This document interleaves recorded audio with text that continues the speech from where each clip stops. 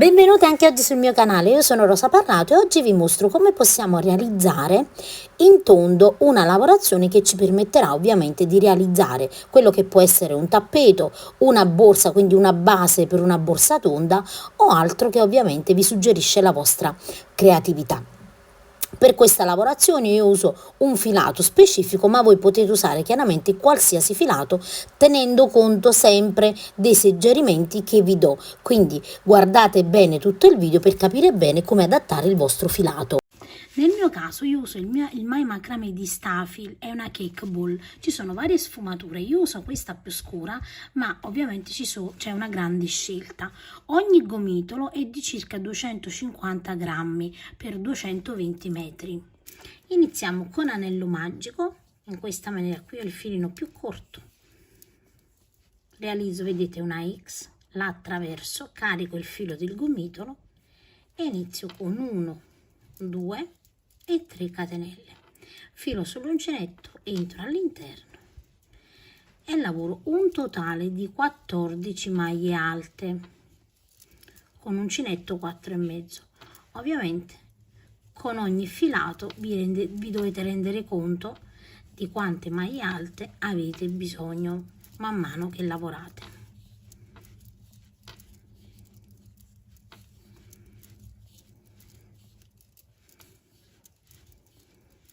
Completate le 14 maglie, andiamo a chiudere tutto insieme così. Ora noi abbiamo 14 maglie, come potete vedere io qui ho la prima maglia da 3 catenelle, ma io non la calcolo come maglia, quindi 14 maglie comprese delle 3 catenelle, noi in realtà andiamo ad usufruire di 13 maglie e qui sulla prima maglia alta lavoro una maglia bassa in questa maniera qui. Ora 1 e 2 catenelle, filo sull'uncinetto e all'interno lavoriamo un'altra maglia alta. Dovete sempre tenere presente che la prima maglia alta sarà la maglia dove andiamo a chiudere la lavorazione, quindi io metto un marcapunti. Ora su ogni punto noi dobbiamo lavorare 2 maglie alte, quindi filo sull'uncinetto, ne lavoro ancora un'altra nello stesso punto, perché le prime, vedete, 2 sono solo per sollevare il lavoro. Filo sull'uncinetto, 2 maglie alte in ogni maglia alta sottostante e ancora 2 maglie alte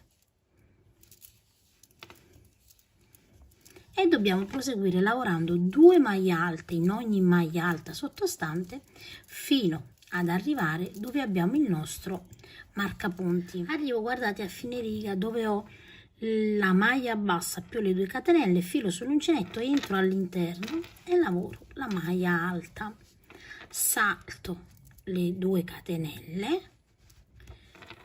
queste non entro nella catenella ma nella maglia alta dove ho il marcapunti e rimetto il marcapunti appena lavoro l'altra maglia, quindi 2 catenelle, vedete, di nuovo nello stesso punto lavoro una maglia alta.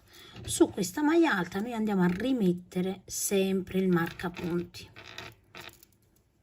Ora abbiamo lavorato una maglia alta, dobbiamo andare adesso a lavorare la sequenza degli aumenti, quindi se qui abbiamo lavorato 2 maglie alte in ogni punto, nella lavorazione seguente lavoreremo una maglia alta e un aumento, una maglia alta e un aumento.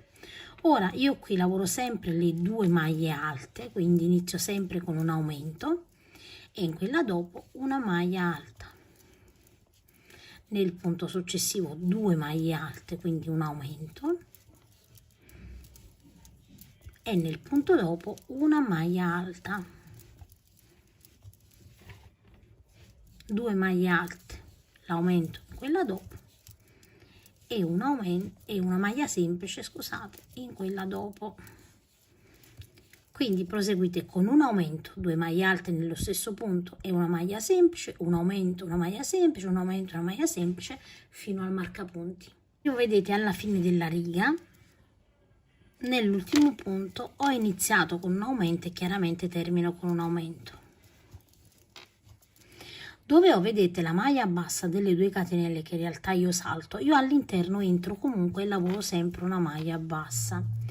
In questa maniera non si vedono i fori, quindi io la vado a saltare, ma in realtà la ripeto, vedete, in maniera precedente. Quindi tolgo il marcaponti e su questo marcaponti una maglia bassa. Quindi io lavoro diversamente da quello che è lo schema solito per chiudere il cerchio, ok? Così vedete non si vedrà nessuna cicatrice. Adesso di nuovo 1 e 2 catenelle, nello stesso punto lavoro un'altra maglia bassa e qui metto sempre il marcapunti perché andrò a chiudere qui, non sulla catenella precedente, vedete, anche se entriamo qui affinché non si veda lo spazio e il foro, però le 2 catenelle non le lavoriamo. Ora dobbiamo andare a continuare come vi dicevo la sequenza, quindi qui ho lavorato un aumento, una maglia alta, adesso lavorerò un aumento, 2 maglie alte, 1 e 2,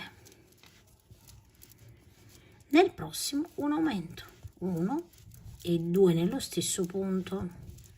Quando parlo di aumento significa che lavoro 2 maglie alte nello stesso punto, quindi un aumento e 2 maglie alte semplici, cioè una in ogni punto seguente.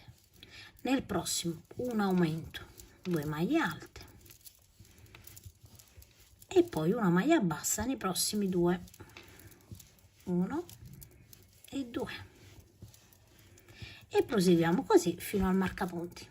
Quando arriviamo a fine riga, se abbiamo lavorato correttamente, noi abbiamo le 3 maglie da lavorare, quindi l'aumento, le 2 maglie alte nello stesso punto e poi nella seconda e nella terza una maglia alta, 1 e 2, e così abbiamo completato la riga. Come vi ho detto fino adesso, io vado a lavorare un'altra maglia alta, vedete qui, che va a sostituire questa da 2 catenelle, e poi dove ho il marcapunti vado a lavorare una maglia bassa. In questa maniera, come potete vedere, non c'è nessuna cicatrice. Ora 1 e 2 catenelle, filo sull'uncinetto, iniziamo la riga sempre con 2 maglie nello stesso punto, quindi io inizio con 2 maglie, ma quando vado a ripetere la maglia in realtà vado a sostituire questa, ok? Quindi questa la uso per sollevare, sembra che io faccia un punto in più, ma in realtà questa maglia che io vado a lavorare non fa altro che sostituire questa da 2 catenelle, quindi da maglia bassa e 2 catenelle. Rimetto il marcapunti e adesso, se nella riga precedente abbiamo lavorato un aumento e 2 maglie alte, adesso lavoreremo un aumento che già abbiamo lavorato e 3 maglie alte come si presentano, quindi una maglia alta nella seconda, una maglia alta nella terza e una maglia alta nella quarta maglia alta sottostante, e ripetiamo da capo un aumento nella prima maglia alta e poi una maglia alta nella seconda, una maglia alta nella terza e una maglia alta nella quarta. Quindi per tutta la riga ripeteremo un aumento da 2 maglie alte nello stesso punto e 3 maglie alte nei prossimi 3. Arriviamo negli ultimi 4 punti, quindi l'aumento, le nostre 2 maglie alte e poi 3 maglie alte nei prossimi 3, 1, 2 e 3 maglie alte.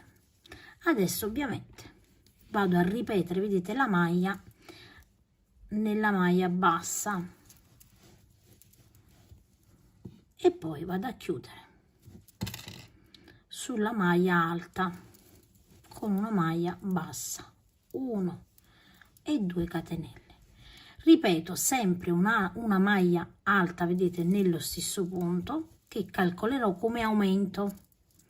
Rimetto il marcapunti e adesso dovete andare a proseguire sempre alla stessa maniera. Per ogni riga non faremo altro che lavorare un aumento e aumenteremo le maglie alte. Quindi se ho lavorato in questo rigo precedente 3 maglie alte, lavorerò un aumento e 4 maglie alte, un aumento e 4 maglie alte. Nella riga successiva un aumento e 5 maglie alte, un aumento e 5 maglie alte. Nella riga dopo un aumento e 6 maglie alte, poi un aumento e 7 maglie alte e così via per ogni riga.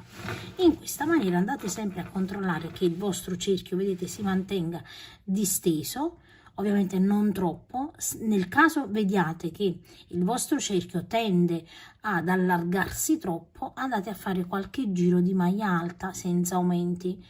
Quindi se succede questo è perché forse nel cerchio magico bisognava mettere maglie alte in meno, quindi dovete regolarvi bene se state usando un altro filato, perché calcolate che questo è un filato da uncinetto 4,5, quindi se già usate un cordino dove andate ad usare un uncinetto 3, è chiaro che probabilmente 13 maglie alte, come nel mio caso, siano troppe.